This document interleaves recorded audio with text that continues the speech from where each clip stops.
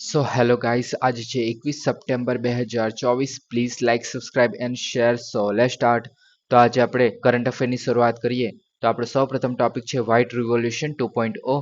તો કેન્દ્રીય ગૃહ અને જે સહકાર મંત્રાલય એટલે કે કોઓપરેટિવ મિનિસ્ટ્રી છે તેમને વ્હાઇટ રિવોલ્યુશન 2.0 માટે સ્ટાન્ડર્ડ ઓપરેટિંગ પ્રક્રિયા જે છે એ શરૂ કરી હતી, જેમાં જણાવ્યું હતું કે જે દૂધની ડેરીઓ છે એ મહિલાઓના સશક્તિકરણ અને જે કુપોષણ સામે લડાઈમાં મદદ કરશે. ઓકે, હવે વ્હાઇટ રિવોલ્યુશન એટલે કે શ્વેત ક્રાંતિ 2.0 વિશે જોઈએ તો મહિલા ખેડૂતોના જે સશક્તિકરણ અને નોકરીની તકો ઊભી કરવાનો હેતુથી વ્યાપક પહેલ છે.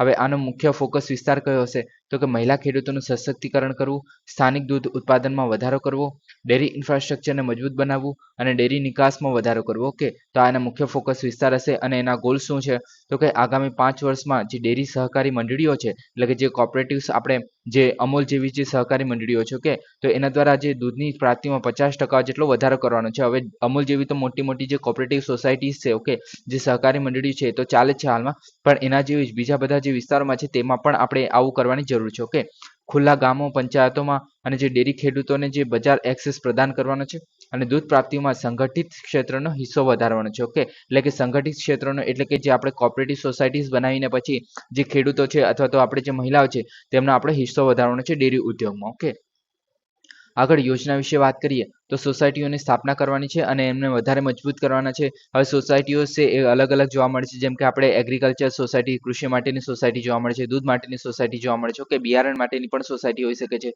ઓકે, તો આવી અલગ અલગ સોસાયટીઝ હોઈ શકે છે. ઓકે, અને જો મતલબ કોઈ એક રાજ્ય પૂરતી હોય તો એ રાજ્ય દ્વારા આપણે રેગ્યુલેટ થતી હશે અથવા તો આપણે કેન્દ્ર મતલબ એક કરતાં વધારે રાજ્યમાં જો ફેલાયેલી હશે, ઓકે, તો એ જે છે કેન્દ્ર દ્વારા રેગ્યુલેટ થતી હશે, તો એવી રીતના અલગ અલગ હોય છે. ઓકે, હવે એ વસ્તુ આપણે બીજો કોઈ દિવસે ડિસ્કસ કરશું. ઓકે, હવે 1 લાખ જેટલે નવી જે છે અને હાલની જિલ્લાની જે સહકારી મંડળીઓ છે એની સ્થાપના અને વૃદ્ધિ કરવાની છે. બહુહેતુક જિલ્લા સહકારી મંડળીઓ અને જે બહુહેતુક પ્રાથમિક કૃષિ ધિરાણ મંડળીઓ છે, જે આપણે પ્રાથમિક કૃષિ ધિરાણ મંડળીઓ એટલે કે જે આપણે પ્રાઇમરી એગ્રીકલ્ચર કોઓપરેટિવ્સ જે સોસાયટી જોવા મળે છે તેનો સમાવેશ કરે છે આની અંદર. ઓકે, અને આ મંડળીઓને જરૂરી ઇન્ફ્રાસ્ટ્રક્ચર સાથે દૂધના માર્ગો સાથે જોડવાનું પણ કામ કરે છે. ઓકે, સક્ષમ ઇન્ફ્રાસ્ટ્રક્ચર પૂરું પાડવું, જેમ કે આપણે મતલબ કોલ્ડ સ્ટોરેજ જેવી ફેસિલિટી પૂરી પાડી, જેથી આપણે દૂધ તો ઉઘરાઈ લીધું પછી એને આપણે સ્ટોર કરવું. ઓકે, એ રીતે.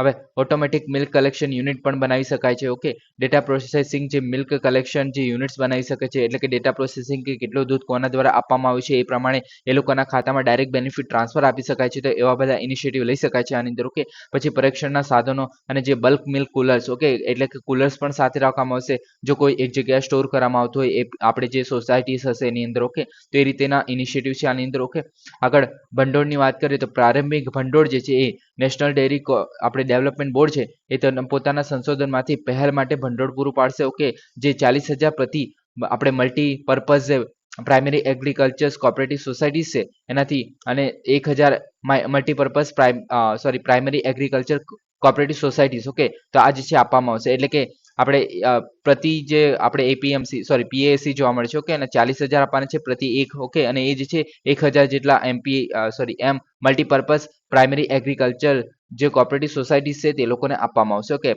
આપણે જે જોયું પ્રાથમિક કૃષિ ધિરાણ મંડળીઓ, ઓકે, તો તેની જ વાત કરવામાં આવે છે. ઓકે, બહુહેતુક એટલે કે મલ્ટીપર્પઝ. ઓકે, તો આ રીતે છે. ઓકે, અને જે આગળ જે છે હવે ભાવિ ભંડોળ એટલે કે ભવિષ્યનું જે ભંડોળ છે એ કોના દ્વારા તો કે પશુ અને ડેરી વિભાગ. હવે આ જે છે આપણે થોડા દિવસ પહેલા આપણે મિનિસ્ટ્રી ઓફ આપણે પશુપાલન માટેનું, ડેરી ઉદ્યોગ માટેનું, ફિશરીઝ માટેનું છે. ઓકે, તો તેના હેઠળ જે છે આ ડેરી વિભાગ આવે છે. ઓકે, તો એ જે છે સૂચિત national programme for the dairy development 2 છે એ યોજનામાંથી અપેક્ષિત છે. ઓકે, તો આ થઈ ગયું આપણું જે રિવોલ્યુશન છે એનું. ઓકે, શ્વેત રિવોલ્યુશન 2. ઓકે, હવે આવા ઘણા બધા રિવોલ્યુશન જોવા મળે છે એના વિશે પણ વાત કરી લઈએ. ઓકે, તો જેમ કે રાઉન્ડ ક્રાંતિ જોવા મળે છે. ઓકે, જેમ કે શ્વેત ક્રાંતિ જોવા મળે છે એ રીતના આપણે ગોળ ક્રાંતિ અથવા તો રાઉન્ડ ક્રાંતિ જોવા મળે છે. શેના માટે તો બટાકા માટે ક્યારે શરૂઆત થયેલી તો કે 1965 થી 2005 સુધી આ ચાલેલું. ઓકે, હવે હરિયાળી ક્રાંતિ તો આ બધાને ખબર છે કે અનાજ, ચોખા અને ઘઉં માટે થયેલું 1966 થી 1967. ઓકે, તો આ જે છે નોર્મન બોરલોગ અથવા તો MS સ્વામીનાથન છે, આ બધાને ખબર જ છે કે તો આમના દ્વારા આમને ક્રાંતિના પિતા ગણવામાં આવે છે. ઓકે, પછી ગ્રે ક્રાંતિ છે જે ખાતર અને ઊન ઉત્પાદન છે એના માટે કરવામાં આવે છે. ઓકે,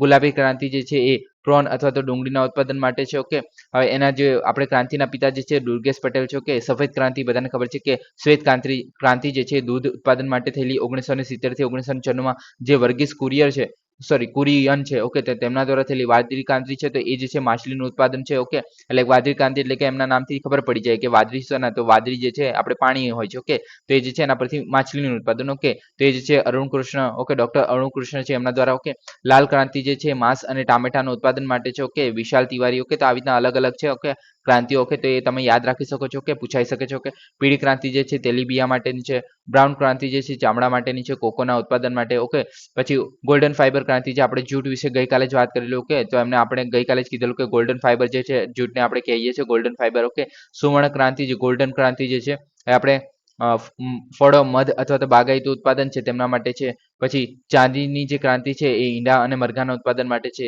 સિલ્વર ફાઈબર ક્રાંતિ જે છે કપાસ માટે છે, ઓકે, હવે ચાંદી એટલે કે સિલ્વર થઈ ગયું, ઓકે, પણ આમાં ફાઈબર વચ્ચે એડ થાય છે, એ ધ્યાન રાખજો, ઓકે, એટલે કે કપાસ માટે થઈ ગઈ સિલ્વર ફાઈબર ક્રાંતિ, ઓકે, પ્રોટીન ક્રાંતિ જે છે ખેતી માટે છે, ઓકે, પછી સદાબહાર ક્રાંતિ જે છે કૃષિનો સર્વાંગી વિકાસ માટે છે, અને કાળી ક્રાંતિ જે છે એ પેટ્રોલિયમના ઉત્પાદન માટે છે, ઓકે, તો આમાં જે મોસ્ટલી ઇમ્પોર્ટન્ટ જેવી છે જેમ કે સુવર્ણ ક્રાંતિ થઈ ગઈ, ચાંદીની ક્રાંતિ થઈ ગઈ, સિલ્વર ફાઈબર ક્રાંતિ થઈ ગઈ, ગોલ્ડન ફાઈબર ક્રાંતિ થઈ ગઈ, ઓકે, પીળી યલો ક્રાંતિ થઈ ગઈ, આ બધી ઇમ્પોર્ટન્ટ છે.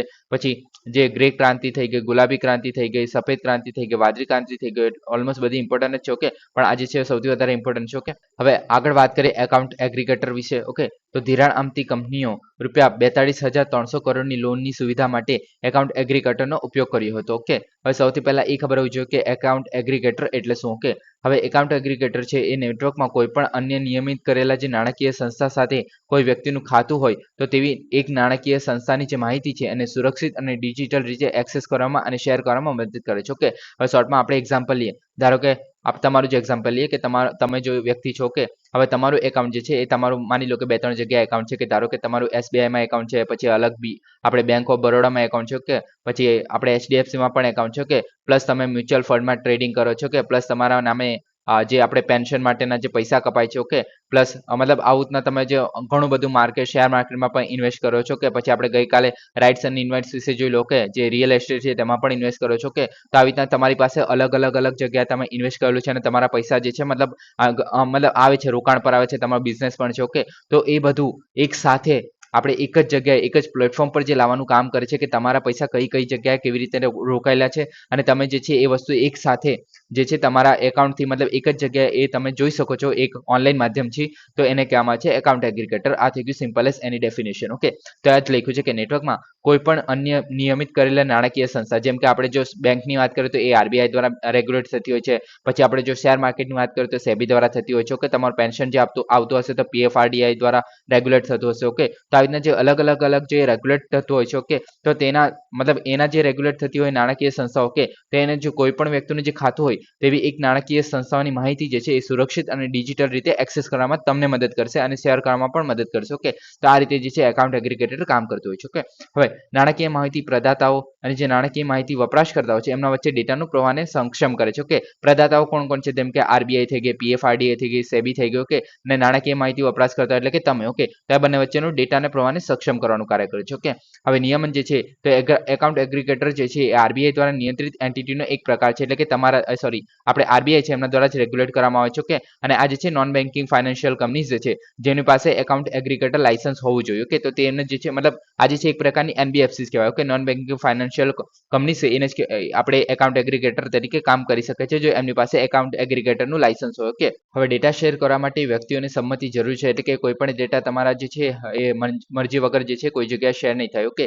હવે એકાઉન્ટ એગ્રીગેટરને ઉપભોક્તા ડેટાને વાંચી અથવા તો ફરીથી વેચી શકતા નથી, ઓકે, એટલે કે તમારા ડેટા જે છે કોઈ જગ્યાએ જશે નહીં, ઓકે. અને જે છે મંજૂરી વગર કોઈને તમારે શેર પણ નહીં કરી શકો, ઓકે. મતલબ તમારી મંજૂરી વગર બેંક જે અથવા તો કે જેની પાસે જે ડેટા પડ્યા છે એ બીજી કોઈ જગ્યાએ શેર પણ નથી કરી શકતા, ઓકે. પણ તો આ કેવી રીતના થઈ ગયું કે ધિરાણ આપતી જે કંપનીઓ છે એટલે કે લોન આપતી જે કંપનીઓ છે એ 42,300 કરોડની જે લોન છે એની સુવિધા માટે એકાઉન્ટ એગ્રીગેટરનો ઉપયોગ કર્યો હતો, ઓકે.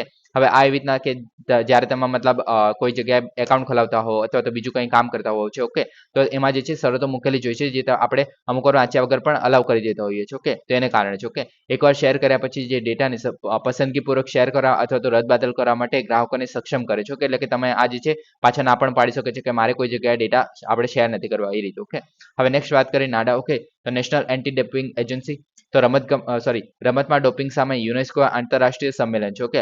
હવે ડોપિંગ એટલે શું, ઓકે. તો ડોપિંગ એટલે કે જ્યારે આપણે કોઈ રેસ ભાગવી હોય, ઓકે, અને તમે જો છો મતલબ તમારી પાવર એનહેન્સ કરવા માટે અથવા તો તમારી જે ફિઝિકલ કેપેબિલિટીઝ છે ઓકે તમારી શારીરિક લાક્ષણિકતાઓ છે તેમને વધારવા માટે ઓકે તમારી સ્પીડ વધારવા માટે કોઈ દવા અથવા તો બીજા કોઈ વસ્તુનો યુઝ કરો ઓકે તો એને જે છે ડોપિંગ કહેવામાં આવે છે ઓકે તો એને જ રેગ્યુલેટ કરવા માટે એવું ના થાય સ્પોર્ટમાં ઓકે તો એને રેગ્યુલેટ કરવા માટેની નાડા છે okay national anti doping agency છે જે આવું બધું કરતા રોકે છે ઓકે હવે આની સ્થાપના જે છે ભારત સરકાર દ્વારા થયેલી અને ઉદ્દેશ્ય જે છે ડોપ મુક્ત એટલે કે તમારે જે શરીરમાં ડોપિંગ થયું છે ઓકે જે તમે ડ્રગ્સ લીધા છે તો બીજું કંઈ કર્યું છે ઓકે તો એ જે ડોપ મુક્ત જે રમતો છે એ વિઝન સાથે ભારતમાં માટે સ્વતંત્ર ડોપિંગ વિરોધી સંસ્થા છે ઓકે હવે 1960માં સોસાયટી રજિસ્ટ્રેશન એક્ટ હેઠળ નોંધાયેલી સોસાયટી છે ઓકે અને આ જે છે નવેમ્બર 2005 થી કામ કરે છે ઓકે પ્રાથમિક કાર્યોની વાત કરીએ તો એન્ટી ડોપિંગ કોડ જે છે લાગુ કરવાનું કામ કરે છે જે દેશના તમામ રમત ગમતમાં જે સંગઠન છે એના દ્વારા અનુપાલનનું હાંસલ કરવાનું કાર્ય કરે છે ઓકે ડોપ ટેસ્ટિંગ પ્રોગ્રામનું સંકલન કરે છે એટલે કે જ્યારે પણ કોઈ આવી કોમ્પિટિશન થતી હોય છે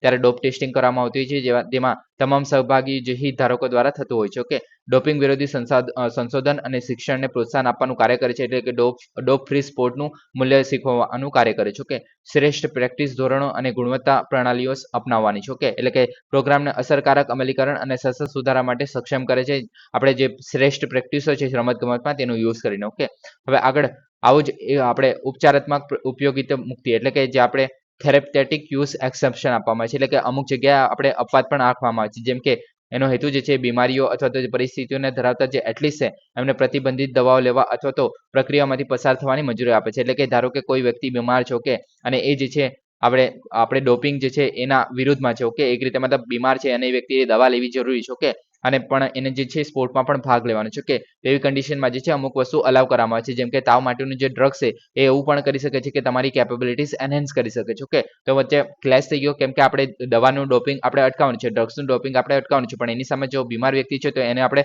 એમને એમ રહેવા પણ નહીં દઈ શકીએ ઓકે તો એવી જગ્યાએ આપણે એક્સેપ્શન રાખવામાં આવે છે જેને કહેવામાં આવે છે થેરેપેટિક યુઝ એક્સેપ્શન્સ ઓકે હવે ઉપચારાત્મક ઉપયોગ મુક્તિ કહેવામાં આવે છે ઓકે હવે અધિકૃતતાની વાત કરીએ તો એન્ટી ડોપિંગ નિયમન ઉલ્લંઘન ઓકે જેને એન્ટી ડોપિંગ રૂલ વાયોલેશન જે છે અને લાગુ મંજૂર કર્યા વિના પ્રતિબંધિત જે પદાર્થો છે અથવા પદ્ધતિઓનો ઉપયોગ કરવાનો આવે છે આની અંદર ઓકે હવે મૂલ્યાંકનની વાત કરીએ તો ચિકિત્સકોની પેનલ હોય છે જે આનું પાલન કરતું હોય છે ઓકે એના દ્વારા ચેકિંગ થતું હોય છે ઓકે અને માત્ર રાષ્ટ્રીય કક્ષાની સ્પર્ધા અને સ્પર્ધાની બહાર પરીક્ષણ માટે પણ અલાવ કરે છે ઓકે એટલે કે જો કઈ રાષ્ટ્ર કક્ષાની જે સ્પર્ધા હશે તેમાં પણ કરશે અને એ સ્પર્ધાથી બહાર કાઢવાનો પણ એમની પાસે હક રહેલો છે ઓકે હવે એવી જ આપણે ઓલિમ્પિક જેવી આપણે થતું હોય છે ઓકે તો એની અંદર પણ વર્લ્ડ એન્ટી ડોપિંગ એજન્સી હોય છે વાડા ઓકે તો વાડા જે છે એ આપણે વર્લ્ડ લેવલે આવું જ કામ કરે છે સેમ જે આપણું નાડા કરે છે ઓકે હવે આ જે છે આંતરરાષ્ટ્રીય ઓલિમ્પિક સમિતિ દ્વારા રચના કરવામાં આવે છે ઓકે અને હેતુની વાત કરીએ તો રમતગમતમાં જે ડ્રગ્સ સામે લડાઈને પ્રોત્સાહન આપવાનું છે સંકલન કરવાનું છે અને તેનું નિરીક્ષણ કરવાનું છે ઓકે મુખ્ય પ્રવૃત્તિની વાત કરીએ તો વર્લ્ડ એન્ટી ડોપિંગ કોડ્સનું મોનિટરિંગ એટલે કે રમતગમતમાં જે ડોપિંગ સામે યુનેસ્કો આંતરરાષ્ટ્રીય સંમેલન છે એના દ્વારા લાગુ કરેલી જોગવાઈઓને લાગુ કરે છે અને આનું મુખ્યાલય જે છે મોન્ટ્રિયલ ફ્રી બેંક જે કેનેડા છે ત્યાં આવેલું છે ઓકે તો આ થઈ ગયું આપણું નાડા અને વાડા ઓકે હવે નેક્સ્ટ વાત કરીએ financial action task force FATF okay તો terror financing watchdog financial action task force જે છે એને જણાવ્યું છે કે ભારતે તેની ભલામણો સાથે ઉચ્ચ સ્તરીય તકનીકી અનુપાલન પ્રાપ્ત કર્યું છે અને ગેરકાયદેસર જે ધિરાણ છે એને પહોંચી વળવા માટે પગલાં અમલમાં મૂકવામાં આવે છે અને એના માટે નોંધપાત્ર પગલાં પણ લીધા છે ઓકે તો આ જે છે મતલબ એક રીતે ભારતને સરાહના કરવામાં આવી છે ઓકે એફએટીએફ દ્વારા ઓકે હવે એફએટીએફ વિશે વાત કરીએ તો ઘણી ઇમ્પોર્ટન્ટ એજન્સી છે ઓકે પહેલા તો એના વિશે વાત કરીએ તો આંતર સરકારી નીતિ નિર્માણ અને માનક સેટિંગ સંસ્થા છે એક રીતે આપણે સ્ટાન્ડર્ડ સેટ કરે છે ઇન્ટરનેશનલ લેવલ પર ઓકે નીતિ નિર્માણ પણ કાર્ય કરે છે આંતર સરકારી છે ઓકે ઇન્ટર ગવર્મેન્ટલ બોડી છે ઓકે હવે ફોકસની વાત કરીએ તો મની લોન્ડરિંગ વિશે અને આતંકવાદી ધિરાણ સામે લડવાનું કામ કરે છે ઓકે આ જે છે સૌથી પ્રથમ જે છે મતલબ પહેલા જે છે મની લોન્ડરિંગ વિશે વાત કરતી હતી પણ જ્યારે 2001માં જ્યારે આપણે વર્લ્ડ ટ્રેડ ઓર્ગેનાઇઝેશન હતું મતલબ વર્લ્ડ ટ્રેડ ઓર્ગેનાઇઝેશનની જે ઓફિસ હતી અમેરિકામાં ઓકે તો એમાં જે પ્લેન ઘૂસી ગયેલું ઓકે બધાને ખબર જશો કે ત્યારે જે છે આતંકવાદ મતલબ એના પહેલા તો યુએસએ માનવા માટે પણ રેડી નહોતું કે આતંકવાદ નામની કઈ વસ્તુ પણ હોય છે ઓકે ત્યારબાદ મતલબ આવી ઘટના અમેરિકામાં થઈ ત્યારબાદ જે અમને આતંકવાદ જે ધિરાણ છે એના સામે લડવાનું પણ આમાં આની અંદર એડ કરવામાં આવેલું ઓકે હવે ઉદ્દેશ્યની વાત કરીએ તો આંતરરાષ્ટ્રીય ધોરણો સ્થાપિત કરવાનું કાર્ય કરે છે ઓકે મની લોન્ડરિંગ અને જે આતંકવાદ ધિરાણ સામે લડવા માટે રાષ્ટ્રીય અને આંતરરાષ્ટ્રીય સ્તરે નીતિઓ વિકસાવવા અને એને પ્રોત્સાહન આપવાનું પણ કામ કરે છે ઓકે યાદ રાખજો કે રાષ્ટ્રીય અને આંતરરાષ્ટ્રીય સ્તરે પણ કામ કરે છે ઓકે કેવી રીતે કામ કરે છે એના વિશે પણ વાત કરીશું ઓકે હવે એની સ્થાપના ક્યારે થયેલી તો કે 1989માં જે પેરિસ G7 સમિટ હતી તેના દરમિયાન આ જે છે એની સ્થાપના કરવામાં આવેલી તો આ ખાસ ઇમ્પોર્ટન્ટ બને છે G7માં આની સ્થાપના થયેલી પેરિસ સમિટમાં ઓકે 1989માં ઓકે 2001માં આતંકવાદના ધિરાણ મતલબ આપવાના આદેશ વિસ્તારેલો, એટલે કે આપણે જે આતંકવાદ છે એને ધિરાણ આપવામાં આવે છે, ઓકે, જે ટેરર ફંડિંગ કરવામાં આવે છે તેને પણ આની અંદર એડ કરવામાં આવેલો મની લોન્ડરિંગ સાથે, ઓકે, એના પહેલા મની લોન્ડરિંગ માટે જ કામ કરતી હતી, ઓકે. હવે આનું મુખ્યાલય જે છે પેરિસ ફ્રાન્સમાં આવેલું છે, ઓકે. હવે સભ્યની વાત કરીએ તો સભ્ય માટે કેટલાક માપદંડ હોય છે, જેમ કે વ્યૂહાત્મક રીતે મહત્વપૂર્ણ હોવું જોઈએ, એટલે કે જે દેશની છે એ વસ્તી મોટી હોવી જોઈએ, મોટી જીડીપી હોવી જોઈએ, વિકસિત બેન્કિંગ અને વીમા ક્ષેત્ર હોવું જોઈએ, ઓકે, આવું બધું હોવું જોઈએ. વૈશ્વિક સ્તરે સ્વીકૃતિ, નાણાકીય ધોરણોનું પાલન થવું જોઈએ, જેમ કે આપણા જે એસડીઆર છે, ઓકે, આપણું જે ભારતીય નાણાં છે એ આપણે એસડીઆરમાં પણ કરવામાં આવે છે, જો ઓકે, આઈએમએફનું જે એસડીઆર જોવા મળે છે, એસડીઆર એટલે કે આપણું સ્પેશિયલ ડ્રોઈંગ રાઇટ્સ જોવા મળે છે, ઓકે, તો તેની અંદર પણ આપણે જે છે ભારતના જે નાણાં છે એ ગણવામાં આવે છે, તો એ રીતે મહત્વપૂર્ણ હોવા જોઈએ, ઓકે. અને મહત્વપૂર્ણ આંતરરાષ્ટ્રીય સંસ્થાઓમાં ભાગીદારી હોવી જોઈએ, જેમ કે યુનાઇટેડ નેશન્સ થઈ ગયા, પછી આઈએમએફ થઈ ગયું, ઓકે, ડબ્લ્યુટીઓ થઈ ગયું, વર્લ્ડ ટ્રેડ ઓર્ગેનાઇઝેશન થઈ ગયું, પછી આપણે વર્લ્ડ હેલ્થ ડબ્લ્યુએચઓ થઈ ગયું, તો આ બધી જગ્યાએ જે છે આંતરરાષ્ટ્રીય મતલબ સ્તરે ભાગીદારી હોવી જોઈએ, ઓકે. વર્તમાન સભ્યની વાત કરીએ તો અમેરિકા છે, ભારત છે, ચીન, Saudi Arabia, Britain, Germany, France અને યુરોપ સહિત 39 સભ્યો જે છે જોવા મળે છે, ઓકે. ભારત જે છે આમાં 2010માં સભ્ય તરીકે જોડાયેલું, ઓકે. હવે કાર્યની વાત કરીએ તો મની લોન્ડરિંગ અને આતંકવાદ ધિરાણ આપવાની જે પદ્ધતિઓ છે એનું સંશોધન કરવાનું કાર્ય કરે છે, ઓકે, એટલે કે કેવી રીતે જે મની લોન્ડરિંગ અને આતંકવાદ ધિરાણ જે છે જોવા મળે છે તેને વાત કરે છે, ઓકે. જોખમને ઘટાડવા માટે વૈશ્વિક ધોરણોને પ્રોત્સાહન આપવાનું કાર્ય કરે છે, દેશોની ક્રિયાઓની અસરકારકતાનું મૂલ્યાંકન કરે છે અને સભ્યોને એફએટીએફની જે નવીનતમ ભલામણ છે એને સમર્થન આપવું જોઈએ અને મૂલ્યાંકન માટે પ્રતિબદ્ધ થવું જોઈએ, ઓકે, તો તેના માટેની ભલામણો કરે છે, ઓકે. હવે પાલન અને દેખરેખ, તો એફએટીએફ જે છે કેવી રીતે દેખરેખ રાખે છે, તો પહેલા તો બિન અનુપાલન માટે દેશો માટે જવાબદાર થઈ રહ્યો છે, ઓકે, એટલે કે જે એફએટીએફ દ્વારા જે સ્ટાન્ડર્ડ સેટ કરવામાં આવે છે, અમુક જે નિયમો આપવામાં આવે છે તે જો ફોલો ના કરવામાં આવે અમુક દેશો દ્વારા, ઓકે, તો એને જે બે લિસ્ટ જોવા મળે છે, એક ગ્રે લિસ્ટ જોવા મળે છે જેને કહેવામાં આવે છે jurisdiction under the increase monitoring, okay, એટલે કે વધેલી દેખરેખ હેઠળનું અધિકાર ક્ષેત્ર, અને બીજી જોવા મળે છે બ્લેક લિસ્ટ, ઓકે, જે ઉચ્ચ જોખમ અધિકાર ક્ષેત્ર, એટલે કે હાઈ રિસ્ક જ્યુરિડિક્શન્સ, ઓકે. તો આ જે બે લિસ્ટ જોવા મળે છે, ઓકે. આની અંદર શું થાય છે કે ધારો કે કોઈ મતલબ દેશ છે, ઓકે, તેના દ્વારા જે આપણે એફએટીએફ દ્વારા આપવામાં આવેલા જે નિયમો છે ફોલો નથી કરવામાં આવતા, ઓકે, તો તેના જે છે ટેરર ફંડિંગ અને મની લોન્ડરિંગ જેવા કામો કરવામાં આવે છે, ઓકે. તો એને જે સુરક્ષિત આશ્રય આપતા હોય એવા ગણાતા જે દેશો છે, ઓકે, તેને ચેતવણી આપે છે આ લિસ્ટમાં એડ કરીને કે તમે જો સુધરી જાઓ, બાકી તમને આ લિસ્ટ કરતા પણ જે બ્લેક લિસ્ટ છે તેની અંદર દાખલ કરી દેવામાં આવશે. તો અત્યારે જે આવા દેશો કયા કયા છે, તો કે મ્યાનમાર છે, સિરિયા છે, યમન છે અને દક્ષિણ સુદાન છે, ઓકે. તો આ લિસ્ટમાં આવી જાય તો મતલબ આગળ નુકસાન પણ જોઈશે એના વિશે શું શું થઈ શકે છે, ઓકે. હવે જે બ્લેક લિસ્ટમાં એડ કરવામાં આવે છે તો બિન સરકારી જે દેશો છે અથવા તો પ્રદેશો છે, ઓકે, તો તેને non cooperative countries or the terrorist તરીકે દરજ્જો આપી દેવામાં આવે છે, ઓકે. તો આ પહેલા તો કોણ કોણ છે, તો ઉત્તર કોરિયા છે, ઈરાન છે, મ્યાનમાર છે, ઓકે. હવે બ્લેક લિસ્ટમાં એડ કરવામાં આવે છે તો મતલબ જે એફએટીએફ દ્વારા જે અમુક વસ્તુ કહેવામાં આવી હોય કે તમારે મની લોન્ડરિંગ નથી કરવાનું અથવા ટેરર ફંડિંગ નથી કરવાનું, ઓકે, અને તેને જ ફોલો કરતા હોય આ દેશો, ઓકે. અને જે આપણે ગ્રે લિસ્ટ ક્યારે હોય કે જ્યારે જે છે આવા લોકોને આશ્રય આપતા હોય, આશ્રય એટલે કે આપણે ટેરર ફંડિંગને આશ્રય આપતા હોય, મની લોન્ડરિંગ જે કરતા લોકો છે, ટેરરિસ્ટ છે, એ લોકોને આશ્રય આપતા હોય તો તે લોકોને જે છે આ ગ્રે લિસ્ટમાં એડ કરવામાં આવે છે. અને પછી જે એફએટીએફ દ્વારા કહેવામાં આવ્યું હોય ત્યાર પછી પણ એ વાત ના માને તો એને બ્લેક લિસ્ટમાં એડ કરવામાં આવે છે. તો એની અંદર આપણે નોન કોઓપરેટિવ કન્ટ્રીઝ અથવા તો ટેરરિસ્ટ તરીકેનો દરજ્જો આપી દેવામાં આવે છે, ઓકે. હવે આ જે છે ટેરર ફંડિંગ અને મની લોન્ડરિંગ જે ટેકો આપતા જે દેશો હોય છે અને એફએટીએફ દ્વારા નિયમિતપણે એને સુધારેલા હોય છે, ઓકે, નિયમિતપણે અને સુધારેલા છે, ઓકે, મતલબ ચેન્જ થતા રહે છે આ લોકો, ઓકે. હવે અત્યારે જે છે ઉત્તર કોરિયા છે, ઈરાન છે, મ્યાનમાર છે, ઓકે. હવે પાકિસ્તાન જે છે એ પણ ગ્રે લિસ્ટમાં મતલબ જોવા મળેલું, ઓકે. હવે ગ્રે લિસ્ટમાંથી બહાર નીકળવા માટે જે એફએટીએફ દ્વારા જે અમુક વસ્તુ કહેવામાં આવતી હોય, નિયમો જે છે આ પાલન કરવામાં આવે તો જેને છે મતલબ બહાર કાઢી લેવામાં આવે છે, ઓકે. હવે બ્લેક લિસ્ટ થવાના મતલબ પરિણામ શું છે, ઓકે. તો આના તરફથી કોઈ નાણાકીય સહકાર નથી આપતો, કોણ નહીં આપે, તો કે ઇન્ટરનેશનલ મોનિટરી ફંડ છે, વિશ્વ બેંક છે, એશિયન ડેવલપમેન્ટ બેંક છે, ઓકે, યુરોપિયન યુનિયન છે, ઓકે.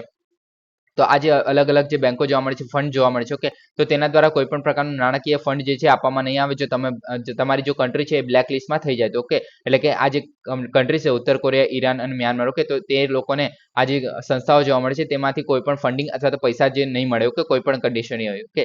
હવે આંતરરાષ્ટ્રીય આર્થિક અને નાણાકીય પ્રતિબંધો જોવા મળે છે આની અંદર, ઓકે. હવે પ્રકાશનની વાત કરીએ તો આના પર નિયમિત અહેવાલો જોવા મળે છે, જેમ કે નવીનતમ મની લોન્ડરિંગ તકનીકો, આતંકવાદી ધિરાણ તકનીકો અને પ્રસાર ધિરાણ તકનીકો, ઓકે. તો આ 3 પ્રકારના જે છે આપણે પ્રકાશનો રિપોર્ટ જોવા મળે છે, ઓકે. અને તે જે છે દેશો અને જે ખાનગી ક્ષેત્રને જોખમમાં ઘટાડવામાં મદદ કરવામાં આવે છે, ઓકે. તો આ રીતે જે છે આપણું એફએટીએફ જે છે આખું કામ કરે છે, ઓકે. હવે નેક્સ્ટ વાત કરીએ quantum natural language, okay, processing. તો હવે આમાં 3 વસ્તુ જાણવી પહેલા તો મહત્વની બને છે, ઓકે. તો પહેલા જોવા મળે છે કે નેચરલ લેંગ્વેજ પ્રોસેસ, ઓકે.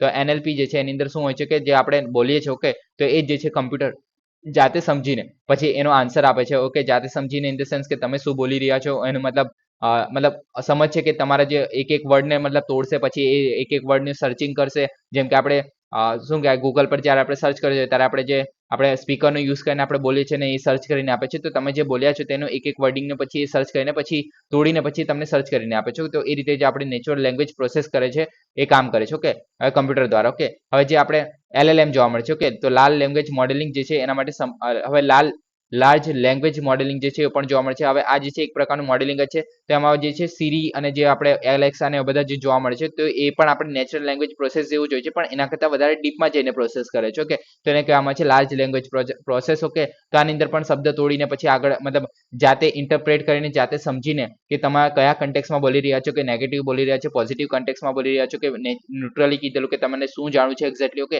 તો તે તમારા ટોન પર આધાર રાખીને પછી એ જે છે રિઝલ્ટ તમને પ્રોવાઈડ કરતા હોય છે, જેને કહેવામાં છે લાર્જ લેંગ્વેજ મોડેલિંગ. ઓકે, હવે મોડેલિંગ જે છે એટલે કે આની અંદર મોડેલ કરવામાં આવે છે કે તમે મતલબ અલગ અલગ મતલબ રીતે કે એના માટે અલગ અલગ મોડેલ પણ વિકસાવે છે. ઓકે, હવે એટલા બધા આપણે ડિટેલમાં જવાની જરૂર નથી એટલે કે ડિસ્કસ નહીં કરતો. ઓકે, પણ એવી રીતના મતલબ તમારે જે છે લાર્જ લેંગ્વેજ મોડેલ જે છે જોવા મળે છે. ઓકે, હવે ક્વોન્ટમ નેચરલ પ્રોસેસિંગ જે છે એના કરતાં વધારે એક ઉપરનું સ્ટેજ છે. ઓકે, હવે એના વિશે જ વાત કરીએ તેના માટે LLM જે છે એના માટે સંભવિત ગહન અસરો સાથે સંશોધન ક્ષેત્ર તરીકે ઉભરી આવ્યું છે. ઓકે, હવે એના વિશે વાત કરીએ તો નેચરલ લેંગ્વેજ પ્રોસેસ માટે ક્વોન્ટમ કમ્પ્યુટિંગ એપ્લિકેશન. ઓકે, એટલે કે જે આની અંદર જ આપણે નેચરલ લેંગ્વેજ પ્રોસેસિંગ જ જોતા હતા તો એની અંદર આપણે ક્વોન્ટમ કમ્પ્યુટિંગની એપ્લિકેશન એડ કરી દેવાની, જે આપણે ક્વોન્ટમ કોમ્પ્યુટર્સ જે જોવા મળે છે. ઓકે, તો તેના કરતાં મતલબ તેનો ઉપયોગ જે છે આપણે જે નેચરલ લેંગ્વેજ પ્રોસેસમાં છે તે કેવી રીતે કરી શકીએ છીએ તો એના વિશેની મેઇન વાત છે. ઓકે, હવે કોમ્પ્યુટર્સને માનવ સભ્ય જે અર્થઘટન, ચાલાકી અને સમજવાની ક્ષમતા આપે છે. એટલે કે જે કમ્પ્યુટર્સ જે છે એ આપણે માણસ જે ભાષાનું અર્થઘટન, ઓકે, એટલે તમે શું બોલી રહ્યા છો, કેવી રીતે બોલી રહ્યા છો અને કેવી રીતે સમજે છો કે તો તે ક્ષમતા આપવાનું કાર્ય કરે છે જે નેચરલ લેંગ્વેજ પ્રોસેસ એની અંદર. ઓકે, હવે QNLP ની વાત કરીએ તો પરંપરાગત જે LLM જે છે, ઓકે, જે કુદરતી ભાષાના સિસ્ટમેટિક અર્થ સંબંધિત જે આપણે પાસાઓ છે એના પર પ્રક્રિયા કરવા માટે શ્રેષ્ઠ છે, પરંતુ વાક્ય રચના સાથે સંઘર્ષ કરે છે. ઓકે, એટલે કે જે આપણે QNLP જે છે એ વાક્ય રચના સાથે સંઘર્ષ કરી રહ્યું છે અત્યારે. ઓકે, એમાં સિન્ટેક્સ એ વાક્યમાં શબ્દો અને શબ્દ સમૂહની માળખાકીય ગોઠવણી છે. ઓકે, એટલે કે તમે જે બોલો છો કે તો કેવી રીતે ગોઠવાયેલા છો કે એને એનાલાઇઝ કરશે. ઓકે, અને QNLP જે છે એ વ્યાકરણ એટલે કે વાક્ય રચના છે અને સિસ્ટમેટિક જે એના પર એક સાથે ધ્યાન કેન્દ્રિત કરે છે અને પરંપરાગત જે સિસ્ટમની જેમ અલગ નથી, અલગથી નહીં. ઓકે, એટલે કે જે આપણે અલગ અલગ વર્ડિંગમાં જે આપણે જોતા હતા NLP માં. ઓકે, તો તેની જગ્યાએ જે તમે આખું વાક્ય જે બોલી રહ્યા છો તેને એક સાથે કમ્બાઈન કરીને પછી તમે શું જાણવા માંગી રહ્યા છો તો તમે શું કહેવા માંગી રહ્યા છો એ સમજવાની ટ્રાય કરે છે. ઓકે, હવે ફાયદા શું છે આનાથી તો કે પરંપરાગત જે LLM છે એના કરતાં ઓછી ઉર્જા ખર્ચ થાય છે આની અંદર. ઓકે, અને જે તેમના ક્લાસિકલ સમકક્ષો છે એના કરતાં ઓછા પરિણામોની જરૂર પડે છે. ઓકે, પરિમાણોની એટલે કે ઓછી પ્રક્રિયા કરવાની જરૂર પડે છે. ઓકે, તેને કારણે જે છે QNLP જે છે એક વધારે મહત્વનું બની રહે છે. Okay, organ on chips. તો ઓર્ગન ઓન ચિપ્સ જે છે એ રોગના મોડેલિંગ, ડ્રગ્સ ડેવલપમેન્ટ અને વ્યક્તિગત દવાઓ છે એના માટેની ટેકનોલોજી છે. ઓકે, હવે આના વિશે વાત કરીએ તો એના પહેલા જોઈએ કે 3D કલ્ચર મોડેલ્સમાં તાજેતરની નવી પદ્ધતિઓ. ઓકે, તો કે જે આપણે ન્યૂ અપ્રોચીસ મેથડ જોવા મળે છે જે 3D મોડેલિંગ માટે માનવ સંબંધિત જે છે તેના માટેની. ઓકે, તો કયા કયા મોડલ્સ જોવા મળે છે જેમ કે આપણે 3D સ્પિરોઇડ જોવા મળે છે. તો આ જે છે એક કોષ જ હોય છે. ઓકે, કોષ પ્રકારનું જે છે આપણે 3D માં ડેવલપ કરેલું, બહાર ફિઝિકલી ડેવલપ કરેલું એક પ્રક્રિયા છે. ઓકે, પછી ઓર્ગનોઇડ્સ જોવા મળે છે. ઓકે, તો આ જે છે આપણે મતલબ ઓર્ગન જે છે આપણે મતલબ કોષ જેવો હોય છે આ જે 3D સ્પિરોઇડ છે તો એની જગ્યાએ આપણે ઓર્ગન ડેવલપ કરેલા હોય છે તેને ઓર્ગનોઇડ્સ કહેવામાં આવે છે. ઓકે, પછી બાયોપ્રિન્ટિંગ દ્વારા જે આપણે ઓર્ગન્સ બનાવે છે. ઓકે, તેની જ વાત છે. ઓકે, અને નેક્સ્ટ જોવા મળે છે ઓર્ગન ઓન ચિપ્સ. ઓકે, તો ઓર્ગન ઓન ચિપ્સ જે ટેકનોલોજી છે, હવે આને એક સિમ્પલ રીતે જો એક્ઝામ્પલ તરીકે મારે કહેવું હોય કે તો આ શું છે તો કે હવે એન્જિનિયરિંગ કર્યું હશે તમને વધારે સારી રીતે ખબર પડશે કે આમાં શું હોય છે કે ધારો કે આપણે કોઈ કેમિકલ રિએક્શન થતી હોય છે, આપણે ધારો કે કોઈ હીટ એક્સચેન્જર લઈએ છીએ. ઓકે, હવે હીટ એક્સચેન્જર બધાને ખબર જ હશે કે જ્યારે આપણે હીટ એક્સચેન્જર છોડો. ઓકે, આપણે હીટ એક્સચેન્જરની જગ્યાએ આપણે કસનળી જોઈએ છે. ઓકે, હવે કસનળી તો બધાને ખબર જ હશે કેમ કે 12thમાં બધાને ભણી ગયા છે. ઓકે, હવે કસનળી જોઈએ છે એની અંદર શું તો અલગ અલગ જે આપણે કેમિકલ્સ નાખીએ છીએ. ઓકે, તો એમના વચ્ચે પ્રક્રિયા થશે. ધારો કે HCl છે, પછી આપણે NaOH છે. ઓકે, તો આવું બધા આપણે બે કેમિકલ જે છે મિક્સ કરે છે. ઓકે, તો આવો આપણે એક્ઝામ્પલ લઈએ. ઓકે, તો હવે જે આ મિક્સ કરવામાં આવ્યું છે તો આ વચ્ચે જે છે પ્રક્રિયા થઈને જે શું રિઝલ્ટ મળશે તે તો આપણને ફિઝિકલ વર્લ્ડમાં તો ખબર જ પડે છે કે જે આપણે કસનળીમાં બે કેમિકલ ભેગા કરીએ છીએ ત્યારે શું થાય છે. ઓકે, તો આ જ વસ્તુ જે છે હવે આપણે અલગ જગ્યાએ લઈ ગયા. ધારો કે કોમ્પ્યુટર છે. ઓકે, હવે કોમ્પ્યુટરમાં આપણે સિમ્યુલેશન નામનું વસ્તુ જોવા મળે છે. ઓકે, સિમ્યુલેશનમાં શું છે તો કે જે મતલબ સ્પેસિફિક જે છે આવી પ્રક્રિયાઓ માટેના આપણે સોફ્ટવેર જોવા મળે છે તેને આપણે સિમ્યુલેશન કહીએ છીએ. ઓકે, હવે સિમ્યુલેશનમાં શું કરવામાં આવે છે કે જેમ કે આપણે અહીંયા જે HCl એડ કરેલું અને જે આપણે NaOH જે એડ કરેલું. ઓકે, તો આ બંને જે કેમિકલ જે છે એનાથી શું રિઝલ્ટ આવ્યું કે તે જ પ્રક્રિયા જે છે આપણે અહીંયા આપણે ડેટા તરીકે એડ કરવામાં આવે છે. ધારો કે 10 ml જે છે NaOH એડ કર્યું અને 10 ml જે છે આપણે HCl એડ કર્યું, તો આમાં જે આપણે ફિઝિકલી એટલે કે આપણે રિયલમાં નથી કરતા, આપણે એક સિસ્ટમમાં કરી રહ્યા છીએ, કમ્પ્યુટરમાં કરી રહ્યા છે. ઓકે, કે 10 ml જેટલું HCl નાખવાનું છે, 10 ml જેટલું NaOH જે નાખવાનું છે. ઓકે, તો એની જે પ્રક્રિયા છે, ઓકે, તો એનું રિઝલ્ટ જે છે એ આ બંનેનું જે છે ઓલમોસ્ટ સમાન જેવું હોય છે. ઓકે, એટલે કે આ જે છે જે ફિઝિકલ વર્લ્ડમાં શું થઈ રહ્યું છે તો એના આધારે જે છે સિમ્યુલેશન તૈયાર કરેલું છે કમ્પ્યુટરમાં, તો એનાથી શું પ્રક્રિયા થઈ રહી છે એ આપણને એકચ્યુઅલમાં પ્રક્રિયા મતલબ રિયલમાં આપણે એ પ્રયોગ જે છે કર્યો પણ નથી, તેમ છતાં આપણે કમ્પ્યુટરને યુઝ કરીને જ આપણે એ જે છે ડેટા યુઝ કરી શકીએ છીએ. મતલબ આપણે એને નજીકના ડેટા જે છે આપણે યુઝ કરી શકીએ અથવા તો લાવી શકીએ છીએ ડાયરેક્ટ કમ્પ્યુટરને યુઝ કરીને. ઓકે, તો આને કહેવામાં આવે છે આપણે જે સિમ્યુલેશન. ઓકે, તો આ જ રીતે જે છે આપણે ઓર્ગનમાં કરવાનું છે. ઓકે, હવે આ વસ્તુ તમને તરત ખબર પડી જશે કે ઓર્ગન ઓન ચિપ્સ. ઓકે, તો એ શું છે તો કે અનુકરણ કરવા માટે નાના પ્રવાહી ચેનલોનો ઉપયોગ કરે છે. ઓકે, હવે આ અત્યારે આપણે અહીંથી જોતા શું છે. ઓકે, પહેલા તો રક્ત પ્રવાહ છે, ઓક્સિજન ડિલિવરી માટે પોષક પરિવહન છે, ચિપ કદના ઉપકરણ પર જૈવિક અવયવો દાખલા તરીકે ફેફસા, હૃદયના લઘુચિત્રો મોડેલો બનાવે છે. ઓકે, અને ચિપ્સ જે છે લવચિક સામગ્રીમાં ઉકાળવામાં આવેલા જે જીવંત કોષોમાંથી બનાવવામાં આવે છે. ઓકે, હવે આની અંદર શું છે તો કે તમે મતલબ એના ફાયદા શું છે તેના વિશે જાણશો તો તમને એક્ઝેક્ટલી ખબર પડી જશે કે શું છે. ઓકે, હવે કેટલાક કિસ્સામાં જે પ્રાણી પરીક્ષણની જરૂરિયાતને બદલી શકે છે. ઓકે, અને પરંપરાગત જે 2D સંસ્કૃતિ છે એમને તુલનામાં વધારે સારું છે. ઓકે, હવે આ જે છે પ્રાણી પરીક્ષણની જરૂરિયાતને કેમ બદલી શકે છે કે આપણે જ્યારે કોઈ પણ ડ્રગ છે, ઓકે, જ્યારે આપણે કોઈ પણ ડ્રગ અથવા તો કોઈ દવા છે જ્યારે આપણે એનું પરીક્ષણ કરતા હોઈએ છીએ તો આપણે જે છે મનુષ્યને જ આપણે ટ્રાયલ તરીકે લાવતા જે હ્યુમન ટ્રાયલ કહેવામાં આવે છે. ઓકે, અથવા તો આપણે જે ઉંદર છે એ બધા પર પ્રક્રિયા કરતા હોઈએ છીએ. ઓકે, તો એની જગ્યાએ છે આપણે સિમ્યુલેશન યુઝ કરશું. ઓકે, એટલે કે આપણે જે છે તમે અહીંયા વાંચી શકો છો કે લવચિક સામગ્રીના દ્વારા ઉગાડવામાં આવેલા જીવંત કોષોમાંથી બનાવવામાં આવેલું હોય છે. ધારો કે આપણે હૃદયની નહીં, ફેફસાની વાત કરીએ. ઓકે, હવે ફેફસાને જો આપણે આર્ટિફિશિયલી જેમ કે 3D સ્પીરોઇડ જોવા મળે છે, ઓર્ગનોઇડ જોવા મળે છે, તો એનો ઉપયોગ કરીને આપણે એક ફેફસા બનાવીએ. ઓકે, હવે આ ફેફસાની અંદર આપણે જે શ્વાસ કેવી રીતના થાય છે, આપણે નેચરલી જે મનુષ્યના આપણે ફેફસા છે એમાં કેવી રીતના શ્વાસ જોવા મળે છે,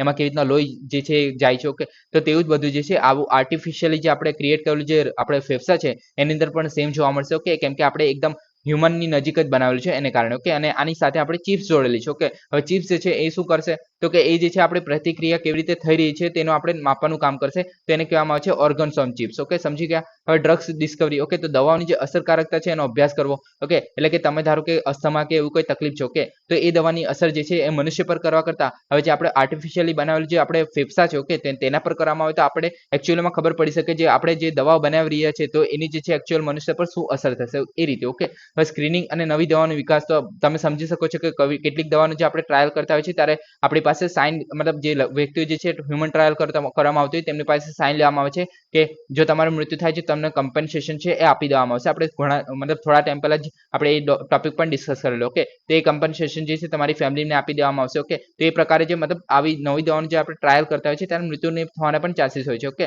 તો એ જે છે આપણે એવું ના થાય તો એના માટે જે છે આપણે આવા જે આર્ટિફિશિયલ જે વસ્તુ છે જેમ કે ઓર્ગન્સ ઓન ચિપ્સ છે. ઓકે, તો તેવી બધી ટેકનોલોજી યુઝ કરી શકે છે જેથી હ્યુમન ટ્રાયલ ના કરવી પડે. ઓકે, પ્રાણીઓને પણ આપણે મતલબ નહીં યુઝ કરવા પડે એ રીતે. ઓકે, હવે ચોક્કસ દર્દીઓ માટે વ્યક્તિગત સારવાર. ઓકે, એટલે કે તમારી ઉંમર કેટલી છે, તમારા બ્લડ ટાઈપ શું છે. ઓકે, તે પ્રમાણે આપણે અલગ અલગ સિમ્યુલેશન બનાવી શકીએ છીએ. ઓકે, અને વ્યક્તિની તમારી મતલબ ધારો કે 50-60 વર્ષના કોઈ દાદાજી આવે છે. ઓકે, અને એમની જે મતલબ ઉંમર છે, એમનું બ્લડ ટાઈપ શું છે તે બધું આપણે ઇન્સ્ટોલ કરીને જે આપણે આર્ટિફિશિયલ જે ફેફસા બનાવે છે. ઓકે, તો તેના માટે કેટલો ડોઝ જોઈશે અથવા તો કેટલો આપણે પ્રમાણમાં દવા જોઈશે. ઓકે, કેટલો ડોઝ જોઈશે અથવા તો મતલબ કેટલી કોન્સન્ટ્રેશનનું જોઈશે. ઓકે, તો તે બધું આપણે પહેલાથી એનાલાઇઝ કરીને એમને પછી એમના રિલેટેડ. ઓકે, કે વ્યક્તિ જે છે એમના ઉંમર અને એમના બ્લડ ટાઈપ છે અને એમની શું તકલીફ છે. ઓકે, તેના આધારે આપણે ચોક્કસ દવા પણ આપી શકીએ છીએ. ઓકે, તો એ રીતે જે છે આ મહત્વનું બને છે. ઓકે, રોગ કેવી રીતે કાર્ય કરે છે એ સમજવા માટે જેમ કે આપણે અસ્થમા છે એ કેવી રીતના કાર્ય કરે છે ફેફસામાં. ઓકે, કે કોઈ વ્યક્તિને અસ્થમા છે તો તે એકચ્યુઅલમાં કેવી રીતના સમજી શકાય છે. ઓકે, તો તે રીતે પણ આપણે એને સમજી શકીએ છીએ. સંભવિત ઉપચારાત્મક લક્ષણો ઓળખે છે. ઓકે, જેમ કે કોઈને મતલબ અસ્થમા છે. ઓકે, તો તેને આપણે કેવી રીતે ઉપચારી શકીએ છીએ. ઓકે, તેને આપણે મતલબ સોલ્યુશન કેવી રીતના લાવી શકીએ છીએ લાંબા ગાળા માટે. ઓકે, તો તેનું પણ આપણે કામ કરી શકીએ છીએ. આવી અલગ મતલબ જે વસ્તુ છે આપણે ઘણી બધા પાસાઓ ખુલી શકે છે આના કારણે. ઓકે, તો એને કારણે ઓર્ગન્સ ઓન ચિપ્સ જે છે મહત્વનું છે. ઓકે, પછી કોષ અને કોષની ક્રિયાપ્રતિક્રિયાઓનો અભ્યાસ કરવાનો છે. એટલે કે સંશોધકો જે છે અભ્યાસ કરવાની મંજૂરી આપે છે કે કોષો એકબીજા સાથે કેવી રીતે ક્રિયાપ્રતિક્રિયા કરે છે. ઓકે, તો એના માટે પણ મહત્વનું બને છે. ઓકે, જીવંત કોષોની આસપાસ વાતાવરણને સમજીને નિયંત્રિત કરી શકે છે. ઓકે, જેમ કે હવા તમારા ફેફસામાં આવે છે. ઓકે, તો એ જે છે હવાનો કોષ જે છે કેવી રીતના એબ્ઝોર્બ કરે છે. ઓકે, એમાંથી ઓક્સિજન કેવી રીતના રિમૂવ કરે છે, કાર્બન ડાયોક્સાઇડ કેવી રીતના અલગ કરે છે. ઓકે, તો તેવું બધું કરી શકાય છે. ઓકે, પછી ઓર્ગન્સ ઓન ચિપ્સ છે એ ટેકનોલોજી સાથે સંકળાયેલા પડકારોની વાત કરીએ તો સૌપ્રથમ તો ઉત્પાદનની પ્રક્રિયાનું માનકીકરણ. ઓકે, સ્ટાન્ડર્ડાઇઝેશન કેવી રીતના કરવું. ઓકે, આપણે કોને સ્ટાન્ડર્ડ કરશું. ઓકે, એટલે કે ધારો કે આપણે HCl અને NaOH જે આપણે મિક્સ કરેલા, ઓકે, તો તેનું જે રિઝલ્ટ છે તો આપણે 10 ml જ્યારે મિક્સ કરેલું ત્યારે શું રિઝલ્ટ આવેલું, પછી 20 ml મિક્સ કરેલું ત્યારે શું રિઝલ્ટ આવેલું. ઓકે, તેવી રીતના અલગ જ્યારે પ્રક્રિયા કરીશું ત્યારે આપણને ખબર પડશે કે હા ભાઈ આવી રીતના મતલબ આટલું મિક્સ કરે છે તો આવી રીતના આપણે રિઝલ્ટ મળે છે. તો એ વસ્તુ આપણે પછી આપણે સિમ્યુલેશનમાં એડ કરશું. ઓકે, તો મતલબ આવી રીતના અલગ જે પ્રક્રિયા છે તો કોને સ્ટાન્ડર્ડ માનવું. ઓકે, કોની પ્રક્રિયા જે છે સાચી છે એવી માનવી, તો એનું આપણે પડકાર જોવા મળે છે. પછી સાર્વત્રિક રીતે સ્વીકૃતિ પ્રોટોકોલ અને સામગ્રીનો અભાવ છે. ઓકે, પહેલા મતલબ સાર્વત્રિક રીતે એટલે કે એથિકલ ઇસ્યુ આવી જાય, કોઈને મતલબ આ વસ્તુ જે છે અનએથિકલ પણ લાગી શકે છે કે ભાઈ કુદરતના નિયમના ખિલાફ થઈ ગયા છો તમે, તો એ રીતે પણ બોલી શકે છો. કે પછી માનવ અંગની જે સંપૂર્ણ જટિલતાની નકલ કરી, એટલે કે તમારો હવે ભગવાને જે ફેફસા બનાવે છે એ જ વસ્તુને આપણે મનુષ્ય દ્વારા બનાવવામાં આવે છે, તો 100% તો મતલબ એક્ઝેક્ટલી સેમ ટુ સેમ નકલ કરવી જે છે ઇમ્પોસિબલ છે મારા ખ્યાલથી. ઓકે, તો એને કારણે પણ એવો પડકાર બની શકે છે આપણે એક્ઝેક્ટ સેમ ફેફસા કેવી રીતના બનાવો. ઓકે, તો એ પડકાર છે. ઓકે, તો આવા બધા પડકારો જોવા મળે છે. ઓકે, હવે OOC જે છે એ પ્રોત્સાહન આપવા માટે લેવામાં આવેલા પગલાં. ઓકે, તો એના માટે પગલાં શું છે, તો કે નવા ડ્રગ્સ અને ક્લિનિકલ ટ્રાયલ છે અને નિયમો 2019માં સુધારો કરવામાં છે, જેમાં નવી દવાનું મૂલ્યાંકન કરતી વખતે જે પ્રાણીઓના પરીક્ષણ પહેલા અને તેમને જે સાથે જોડાણમાં માનવ અંગો ઓન ચિપ્સ એટલે કે જે હ્યુમન ઓર્ગન્સ ઓન ચિપ્સ છે અને અન્ય જે નેચરલ જે આપણે પ્રક્રિયા જોવા મળે છે. ઓકે, તો એનો ઉપયોગ કરવાની મંજૂરી આપે છે. ઓકે, તો આ રીતે જે છે અલગ મોડલ્સ જે છે આપણે મતલબ પ્રક્રિયા જે છે અલાઉ કરવામાં આવે છે, જે આપણો નવા ડ્રગ્સ એન્ડ ક્લિનિકલ ટ્રાયલ નિયમો છે 2019ના તેની હેઠળ. ઓકે, પછી બાયો E3 જોવા મળે છે, જેમાં બાયોટેકનોલોજી ફોર ઇકોનોમી, એન્વાયરમેન્ટ અને એમ્પ્લોયમેન્ટ. ઓકે, તો આ જોવા મળે છે જે બાયોટેકનોલોજીના ક્ષેત્રમાં નવીનતા લાવવા માટેનો હેતુ છે અને જે મુખ્ય ધ્યાન ક્ષેત્ર જે છે એ ઉપચાર શાસ્ત્ર પર છે. ઓકે, એટલે કે જે આપણે ચોકસાઈથી કેવી રીતના ઉપચાર કરી શકીએ છીએ E3 છે એની અંદર. ઓકે, તો આ થઈ ગયું આપણું human organs on chips. Okay, તો આ ઘણો ઇમ્પોર્ટન્ટ ટોપિક છે એક રીતે. ઓકે, હવે નેક્સ્ટ ટોપિક છે મેરીટાઈમ સ્ટેટ ડેવલપમેન્ટ કાઉન્સિલ. તો ગોવામાં વિશ્વ મેરીટાઈમ સ્ટેટ ડેવલપમેન્ટ કાઉન્સિલનું સમાપન થયું. તો MSDC મિટિંગમાં દરિયાઈ ક્ષેત્રમાં ઉભરતા પડકારોને સંબોધવામાં આવ્યા હતા, જેમ કે પીડિત જહાજો માટે આશ્રયના સ્થળોની સ્થાપના, સુરક્ષામાં સુધારો કરવા, બંદરો પર કિરણોત્સર્ગી શોધ સાધનો વિકસાવવા. તો આ બધું જે છે વાત કરવામાં આવી છે આની અંદર. ઓકે, હવે વિશ્વ MSDC ખાતે ચાવીરૂપ પહેલોની શરૂઆત કરવામાં આવી હતી. હવે આ પહેલો કઈ છે તેના વિશે વાત કરીએ. તો પહેલું છે કે India maritime centre policy think tank. Okay, તો પોલિસી થિંક ટેન્ક બનાવવાનું છે, એટલે કે મેરીટાઈમ સેન્ટર બનાવવાનું છે એક રીતે, જે સાયલેડ મેરીટાઈમ હિસ્સેદારો છે એને એક કરે છે. ઓકે, પછી નવીનતા, નાની વહેંચણી, વ્યૂહાત્મક આયોજનને પ્રોત્સાહન આપવું, તો આ બધું જે કામ કરે છે અને ભારતના દરેક ક્ષેત્રમાં વિકાસને આગળ ધપાવવાનું કામ કરે છે. ઓકે, તો આજે છે એક થિંક ટેન્ક જે છે, કે ધારો કે આપણે જેમ કે નીતિ આયોગ જોવા મળે છે જે એક થિંક ટેન્ક છે. ઓકે, તો એ જ રીતે આપણે ઇન્ડિયન મેરીટાઈમ સેન્ટર એટલે કે જે આપણું દરિયાઈ ક્ષેત્ર છે તો તેને આપણે હજુ આગળ કેવી રીતના લઈ શકીએ, તો એના માટે પોલિસી બનાવવાનું થિંક ટેન્ક છે. ઓકે, હવે નેક્સ્ટ વાત કરીએ Indian international maritime dispute resolution centre. Okay, એટલે કે જ્યારે આપણે કોઈ ઇન્ટરનેશનલ જ્યારે કોઈ મતલબ જહાજ જે છે આપણા ઇન્ડિયામાં કોઈ મતલબ ઇન્ડિયાની સરહદમાં જો કોઈ ઘૂસી ગયું હોય કે 200 નોટિકલ માઇલ્સની અંદર. ઓકે, તો એને જે છે આપણે એવું કોઈ ડિસ્પ્યુટ થઈ ગયો હોય કે તો તેને સોલ્વ કેવી રીતના કરવું, તો એના માટે એક ડિસ્પ્યુટ રેઝોલ્યુશન. ઓકે, ડિસ્પ્યુટ એટલે કે કોઈ આપણે તકરાર થઈ ગઈ છે તો તેને રિઝોલ્વ એટલે કે સોલ્વ કેવી રીતના કરવું તેના માટેનું સેન્ટર બનાવવાનું છે. ઓકે, તો આ જે છે રિઝોલ્વ ઇન ઇન્ડિયા પહેલ સાથે સંરેખિત છે. ઓકે, તો આવી પહેલ જોવા મળે છે રિઝોલ્વ ઇન ઇન્ડિયા. ઓકે, ત્યારબાદ ગુણવત્તા આધારિત ઉદ્યોગ સાહસિક ઉકેલો ઓફર કરે છે. ઓકે, અને મલ્ટી મોડલ, મલ્ટી કોન્ટ્રાક્ટ, બહુ અધિકાર ક્ષેત્ર અને દરિયાઈ વ્યવહારને બહુરાષ્ટ્રીય પ્રકૃતિઓને સંબોધે છે. ઓકે, તો આ જે છે આ રીતે કામ કરે છે. પછી જોવા મળે છે national single window system platform પર પોર્ટ્સ કમિટી એપ્લિકેશનમાં રાષ્ટ્રીય સુરક્ષા. ઓકે, એટલે કે રાષ્ટ્રીય સુરક્ષાને પણ સાથે લઈને ચાલવાનું છે, જેમ કે દરિયાઈ ક્ષેત્રમાં જે વ્યવસાય કરવાની જે સરળતામાં સુધારો કરે છે, નિયમનકારી પ્રક્રિયાઓને સુવ્યવસ્થિત કરે છે, ઓપરેશનલ કાર્યક્ષમતામાં વધારો કરે છે, જહાજો છે અથવા તો બીજો કોઈ દેશના જહાજો છે એમના માટે. ઓકે, તો આ રીતે જે કામ કરે છે. પછી રાજ્યની આગેવાની હેઠળ નવીન પહેલો પ્રદર્શિત કરી છે, જેમ કે ડ્રેજિંગ જે છે એના માટે ગેરમુદ્રીકરણ તકનીકો, ગુજરાતની બંદર સંચાલન શહેરી વિકાસ યોજના. ઓકે, હવે જે આપણે ભારતનો સૌથી મોટો જે ડ્રેજર છે એનું નિર્માણ થઈ રહ્યું છે કઈ જગ્યાએ, તો કે આ જે છે કેરળમાં થઈ રહ્યું છે. આ ખાસ યાદ રાખવું, સૌથી મોટું જે છે ડ્રેજર નિર્માણ થઈ રહ્યું છે. હવે સૌથી પહેલા એ ખબર છે કે ડ્રેજર શું છે. ઓકે, તો ડ્રેજર જે છે આવું કંઈ દેખાય છે. ઓકે, તો આ શું કામ કરે છે. ઓકે, તો આ જે છે શિપ પણ હોઈ શકે છે અથવા તો આપણે જે પોર્ટ અથવા તો આપણે શું કહીએ કે પોર્ટ ઇન ધ સેન્સ કે જે બંદર છે. ઓકે, ત્યાં પણ હોઈ શકે છે. ઓકે, આ શું કરે છે કે જે આપણી જમીન છે. ઓકે, ધારો કે અહીંયા જે આપણે પાણી છે. ઓકે, તો એની અંદર જે છે આપણે શું કહેવાય કે આપણે જમીનમાંથી જે કચરો છે અથવા તો ત્યાંની જે આપણે મતલબ કન્ટિન્યુઅસલી માટી કે એવું કંઈ પડ્યા કરતું હોય કે તો એને કારણે જે દરિયાનું જે લેવલ ઉપર આવતું હોય કે તો તેને ઊંડું કરવાનું કામ કરે છે એક રીતે, જેથી જે આપણે શિપ જે છે એ નજીકમાં નજીક આવી શકે બંદરની નજીક. ઓકે, તો એને કારણે આ જે છે ઉપયોગી બને છે. ઓકે, તો આ જે છે સૌથી મોટું છે. ઓકે, હવે ડ્રેજર વિશે આપણે અહીંયા જોઈ લઈએ તો ડ્રેજર જે છે ડ્રેજિંગ માટે વપરાતું વિશિષ્ટ જહાજ છે અથવા તો મશીન છે જેમાં નદી તળાવો બંદરો અને મહાસાગરો છે જળાશયોમાં તળિયેથી સામગ્રીનું ખોદકામ માટે સામેલ છે. ઓકે, તો એમાં નેવિગેશન માટે કરી શકે છે, મતલબ જહાજ નજીક લાવવા માટે, પછી જમીન સુધારણા માટે પણ કરી શકે છે, પર્યાવરણીય ઉપાય માટે પણ કરી શકે છે, સંસાધન નિષ્કર્ષણ એટલે કે જેમ કે રેતી કાંકરા ખનિજો જેવા મૂલ્યવાન સામગ્રીઓ કાઢવી હોય તેના માટે પણ યુઝ કરી શકાય છે આ જ ડ્રેજર છે. ઓકે, હવે એટલું બધું ડિટેલમાં જવાની જરૂર નથી, આ સમજવું પડે એના માટે મેં અહીંયા રાખેલું છે. ઓકે, હવે ભારતનું સૌથી મોટું ડ્રેજરનું જે નિર્માણ છે એ કોચિન શિપયાર્ડ લિમિટેડ દ્વારા થઈ રહ્યું છે અને કઈ જગ્યાએ તો કે કેરળમાં થઈ રહ્યું છે. ઓકે, રોયલ આઈએસસી જે હોલેન્ડ છે એના સાથે સહયોગમાં આવે છે એ થઈ રહ્યું છે. ઓકે, પછી mega ship building parks plants છે. ઓકે, તેની અંદર સમગ્ર પ્રદેશમાં શિપ બિલ્ડિંગ ક્ષમતાઓને એકીકૃત કરવાનો હેતુ છે. ઓકે, અને વધુ કાર્યક્ષમતા અને નવીનતાને પ્રોત્સાહન આપવાનો હેતુ છે. ઓકે, રાજ્ય રેન્કિંગ ફ્રેમવર્ક બનાવવામાં આવશે જેમાં તંદુરસ્ત સ્પર્ધાને પ્રોત્સાહન આપવા માટે ચર્ચા કરી છે અને દરિયાકાંઠાના જે રાજ્યો છે એમાં કાર્યક્ષમતા વધારવા અને ટકાઉ પ્રેક્ટિસનો હેતુ છે. ઓકે, તો આજે થઈ ગયું આપણું મેરીટાઈમ ટેસ્ટ. હવે પહેલો વિષય જોઈ લીધો. હવે MHDC ની વાત કરીએ તો મેરીટાઈમ સેક્ટરના વિકાસ માટે 1997માં સર્વોચ્ચ સલાહકાર સંસ્થાની રચના કરવામાં આવી હતી. રાજ્યો જે સરકારો છે એના સાથે સંકલિતમાં મુખ્ય અને બિન મુખ્ય જે બંદરો છે એના સંકલિત વિકાસની ખાતરી કરે છે. હવે મુખ્ય બંદરો કેટલા જોવા મળે છે બધાને ખબર છે, 13 જોવા મળે છે. ઓકે, અને બિન મુખ્ય બંદરો છે 200 થી 300 જોવા મળે છે. ઓકે, નેતૃત્વની વાત કરીએ તો કેન્દ્રીય બંદરો સીપ અને જે જળમાર્ગ મંત્રાલય છે. ઓકે, તો તેની અધ્યક્ષતા છે આની હેઠળ. ઓકે, અને દર 6 મહિને જે ઓછામાં ઓછું એકવાર મળવું ફરજિયાત છે આની અંદર. ઓકે, ભારતીય પોર્ટ્સ બિલ અને જે સાગરમાલા પ્રોજેક્ટ છે એવા જે નીતિઓ જોવા મળે છે એની પહેલને સંરેખિત કરવાની પણ મહત્વની ભૂમિકા ભજવે છે. ઓકે, હવે નેક્સ્ટ વાત કરીએ સંકલિત મહાસાગર ઉર્જા એટલાસ એટલે કે integrated ocean energy atlas. Okay, તો તાજેતરમાં ઇન્ડિયન નેશનલ જે centre for the ocean information services INCOIS જોવા મળે છે એ ભારતના જે એક્સક્લુઝિવ ઇકોનોમિક ઝોન છે એને ઇન્ટિગ્રેટેડ ઓશન એનર્જી એટલાસના વિકાસની જાહેરાત કરી છે. ઓકે, હવે પહેલા તો આપણે એ જાણી લઈએ કે એક્સક્લુઝિવ ઇકોનોમિક ઝોન ક્યાં આવેલું છે. ઓકે, તો હવે ધારો કે આપણે માની લો કે આપણી ઇન્ડિયા છે. ઓકે, તો આ જે છે આપણે દરિયા કિનારો છે તો અહીંયાથી સ્ટાર્ટ થાય છે. ઓકે, હવે દરિયા કિનારો જ્યાંથી સ્ટાર્ટ થાય છે તો તેના પછી જે છે આપણે સૌથી પહેલા આવે છે બેઝ લાઇન. ઓકે, હવે બેઝ લાઇન છે ત્યાંથી જે આપણે મતલબ સમુદ્રમાં જે છે આપણે ગણતરી શરૂ કરીએ છીએ.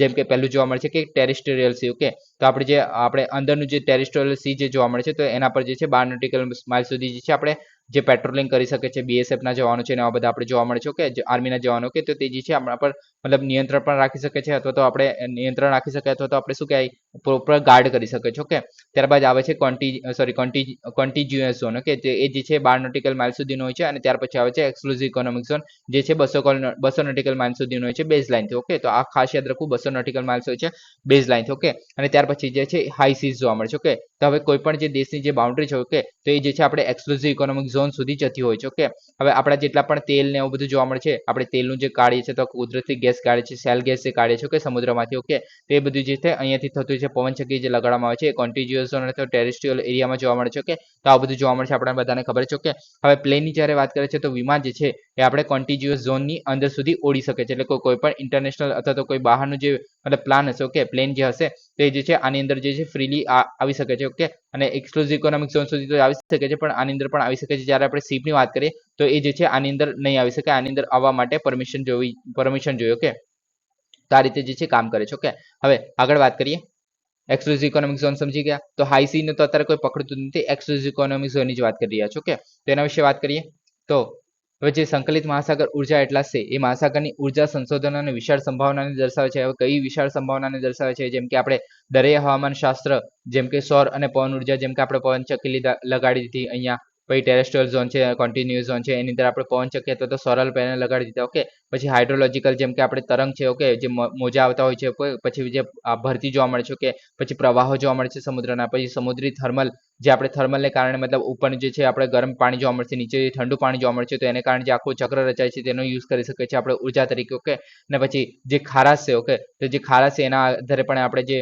પ્રક્રિયા જોવા મળે છે એ પ્રક્રિયાનું નામ મેં ભૂલી ગયો અત્યારે, પણ એ જોવા મળે છે આપણે અત્યારે યાદ નથી આવતું. છોડો. ઓકે, તો એને આપણે મતલબ ઉર્જાનો સ્વરૂપ તરીકે આપણે ઉપયોગ કરી શકીએ છીએ એનર્જી જનરેટ કરવા માટે. જેમ કે આપણે જે તરંગનો યુઝ કર્યો કે મોજાની આગળ જો આપણે જે ટર્બાઇન લગાડી દઈએ તેનો યુઝ કરી શકીએ છીએ. પછી ભરતીમાં જ્યારે આપણે કોઈ ડેમ જેવું બનાવેલું હોય સમુદ્રની આસપાસ ઓકે તો એ જે છે ભરતી આવશે ત્યારે આ પાણી જે છે ભરાઈ જશે અને ત્યારે પછી એને છોડી દેવામાં આવશે. ઓકે, તે ટેકનિકલ નામ છે. ઓકે, તો એ જે છે આપણે મતલબ આમાં પણ આપણે વચ્ચે ટર્બાઇન લગાડી દઈએ તો એના પણ આપણે એનર્જી જનરેટ કરી શકીએ. તો આવી રીતે અલગ અલગ રીતે આપણે જે દરિયાઈ એનર્જી છે એનો યુઝ કરી શકીએ છીએ. તો એના માટેનો જે એટલાસ બનાવવામાં આવ્યું છે. ઓકે, હવે મુખ્ય લક્ષણોની વાત કરીએ તો ઉર્જા ઉત્પાદન માટે ઉચ્ચ સંભાવના ધરાવતા વિસ્તારોને ઓળખે છે, એટલે કે કયા કયા વિસ્તારમાં આપણે જે છે આવી રીતના અલગ અલગ રીતે ઉર્જા જે ઉત્પન્ન કરી શકે છે તો તેને ઓળખવાનું કામ કરે છે એટલાસ. ઓકે, નામમાં જ એટલાસ છે તો મેપિંગ કરવાનું કામ કરશે કે કઈ કઈ જગ્યાએ આપણે યુઝ કરી શકીએ છીએ આ બધા એનર્જીના ઉપયોગ માટે. ઓકે, પછી નીતિ નિર્માતાઓ, ઉદ્યોગો અને સંશોધકો છે એના માટે સંદર્ભ તરીકે સેવા આપે છે, એટલે કે એક રીતે માર્ગદર્શક તરીકે સેવા આપશે. ઓકે, ઇન્ડિયા એક્સક્લુઝિવ ઝોન છે. ઓકે, એમાં ઉપલબ્ધતા સમુદ્રની ઉર્જાના સંશોધનનો ઉપયોગ કરવા પર ધ્યાન કેન્દ્રિત કરે છે. ઓકે,